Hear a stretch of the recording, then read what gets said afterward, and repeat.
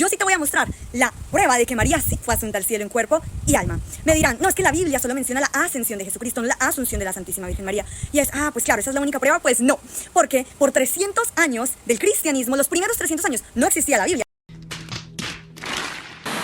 A mí me sorprende que te digan la Virgen María no está asunta al cielo, no subió al cielo en cuerpo y alma, pero no son capaces de mostrarte dónde está la tumba de la Virgen María aquí en la tierra, así como mostramos la tumba de Pedro en el Vaticano. ¿A dónde está la tumba de la Santísima Virgen María? Bueno, entonces tendríamos que decir que casi todos los personajes del Nuevo Testamento son asuntos al cielo, porque las únicas tumbas que se han podido hallar y entre comillas verificar serían las de Pedro y Pablo en Roma, que casualmente son las tumbas que el Vaticano necesitaba encontrar y verificar para poder tener alguna prueba de su sucesión apostólica. Yo sí te voy a mostrar la prueba de que María sí fue asunta al cielo en cuerpo y alma. Me dirán, no, es que la Biblia solo menciona la ascensión de Jesucristo, no la asunción de la Santísima Virgen María. Y es, pues claro, esa es la única prueba. Pues no, porque por 300 años del cristianismo, los primeros 300 años, no existía la Biblia. Ya no existía este compendio del Nuevo y el Antiguo Testamento. Y este Nuevo Testamento es quien nos habla de que Jesús ascendió al cielo. Entonces, esa no es suficiente prueba. Si no está en la Biblia... Y ya está. La Biblia no existió durante los primeros 300 años. No existía el Antiguo Testamento, no existían las cartas paulinas, no existían los evangelios, no existía absolutamente nada. Todo se creó y todo se escribió a partir del año 300...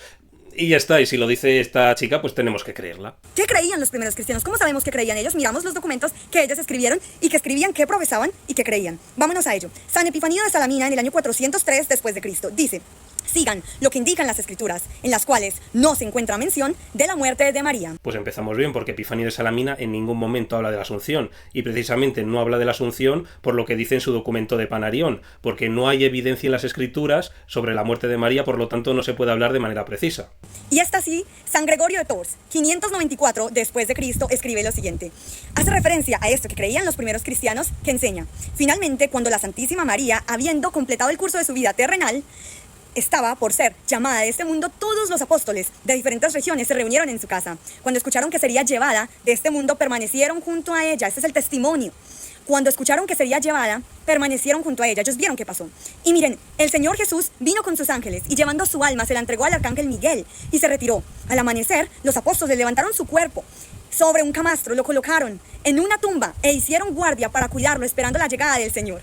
Y miren de nuevo, el Señor se presentó a ellos y ordenó que su santo cuerpo sea llevado al cielo. Allí está ella ahora unida a su alma nuevamente, exultando ante los elegidos, entre los elegidos, regocijándose en las eternas bendiciones que no tendrán fin. Y pues esto prueba que María fue asunta al cielo, porque lo dicen los primeros cristianos. No sé yo si hablar de primeros cristianos en el siglo VI podríamos llamarlo como precisamente histórico. Pero lo que no nos cuenta es que este texto está sacado de un libro apócrifo, el libro de Transitus Mariae, que fue denominado apócrifo por la propia Iglesia, por el Papa Gelasio I. Y es un documento tardío del siglo V que lo que narra no es la asunción de María, como nos dice el dogma católico romano, lo que nos narra es la dormición de María.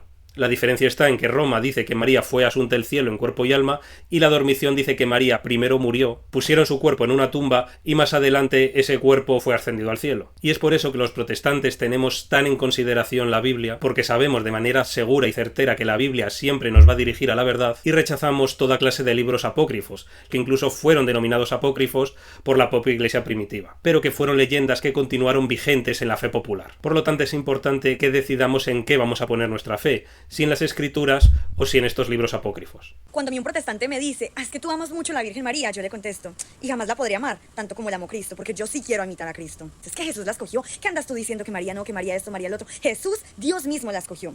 ¿Por qué la rechazas tú? El problema es que ningún protestante te va a cuestionar que ames mucho a María. Lo que un protestante te va a cuestionar es por qué haces imágenes, por qué te postras ante ellas, por qué las enciendes velas, inciensos, por qué haces oraciones a esas imágenes, por qué las cargas en procesiones. ¿Acaso eso también es imitar a Cristo? ¿Acaso Cristo hacía esas cosas? Y si tú no crees lo que cree la Iglesia Católica, deja andando debatiendo con los miembros. Háblate con el mismo que la fundó.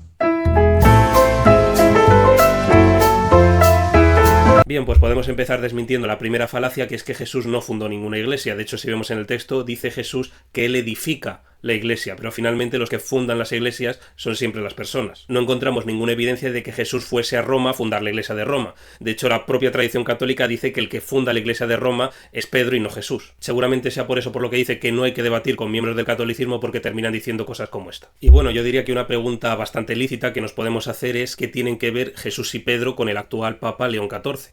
Si tú me estás tratando de vender que Pedro en algún momento fue a Roma mandado por Jesús y dijo en Roma, en esta iglesia siempre tiene que existir un líder supremo para toda la cristiandad, como mínimo tendrías que darme algún tipo de evidencia de ello.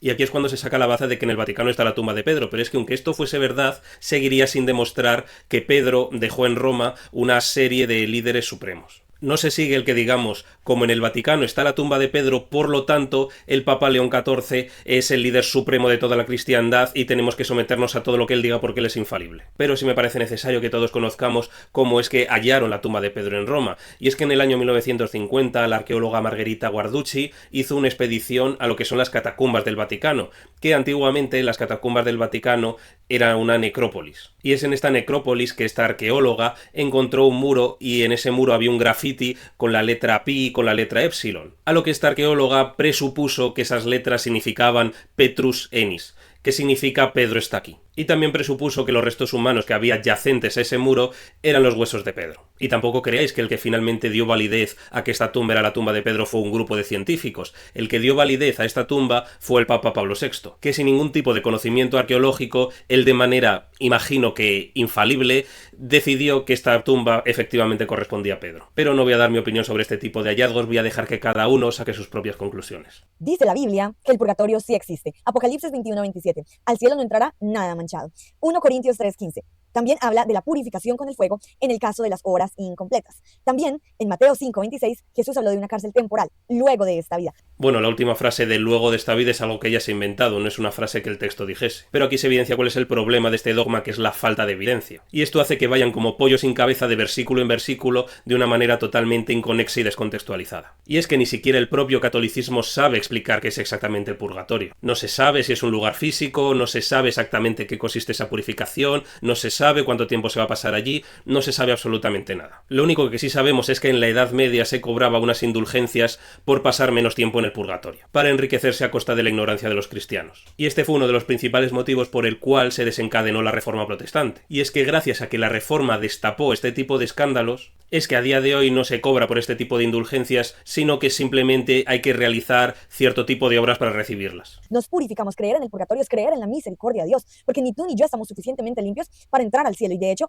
iríamos al infierno. No hay otra, es cielo o infierno. Si es lo único en lo que hay, no tendríamos salvación. Tenemos a Jesucristo, que nos ha restablecido nuestra comunión con el Padre, y por ende podemos ir al purgatorio, purificarnos y entrar al cielo. Claro que Dios nos dio la salvación, claro que somos salvos en Jesucristo, pero oye, tú y yo tenemos el pecado original, tú y yo pecamos todos los días. Así nos confesemos, queda allí esa culpa que debemos ir a purgar, a purificar. Y aquí es que una vez, después de haberte lanzado a la cara 3 versículos que nada tiene que ver con un lugar intermedio entre el cielo y la tierra donde se purifican pecados, abandona totalmente la teología y el exégesis para empezar a recitar poesía sobre que Jesús muestra su misericordia en el purgatorio porque no somos puros para entrar directamente en el cielo. Y así es como evidencian que el catolicismo está en decadencia. Quedaría muchísimo más honesto decir que este dogma no está en la Biblia, pero que simplemente lo creen porque forma parte de sus tradiciones.